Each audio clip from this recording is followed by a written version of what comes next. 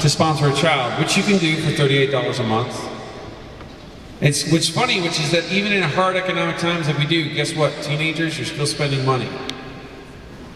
Even when the economy's struggling, we still have lots of discretionary income. And so what solidarity does is it gives you a why. I just showed you the who, what, and where. But a lot of us really haven't found a compelling why. And to me, the most compelling why is this, is that I am acutely aware that without God in my life, I am completely impoverished because of my frailty, my humanity, my sinfulness. And so out of the fact that God loves me, even in the midst of my own poverty, I am called to stand alongside those who have not. And basically stand for them the way that Jesus stood for me at the cross. Does that make sense? So that's solidarity. What solidarity says is that, you know what, I live in a really rich country, but I'm going to start to live my life sacrificially and save up money and maybe sponsor a child, like your laundry. And it's kind of difficult right now. I don't even know if we have them in here, but we have people with packets. And if you're open to doing this, if you're open to partnering with another human life for a period of time, raise your hand, and somebody will try to get you a packet.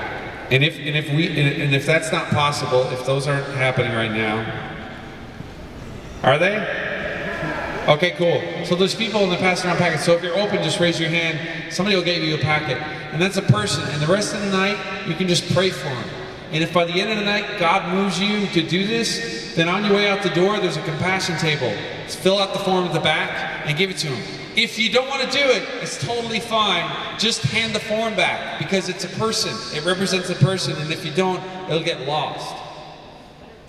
So the other thing I want to talk to you about is advocacy.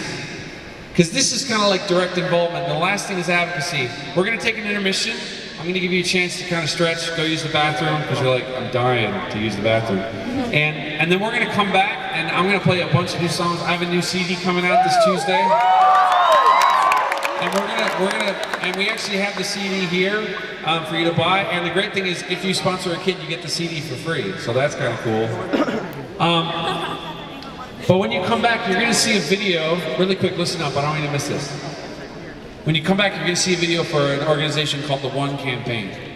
Right now, the 8 richest countries in the world, every year they allocate money to spend on programs that help the poor in third world disadvantaged countries.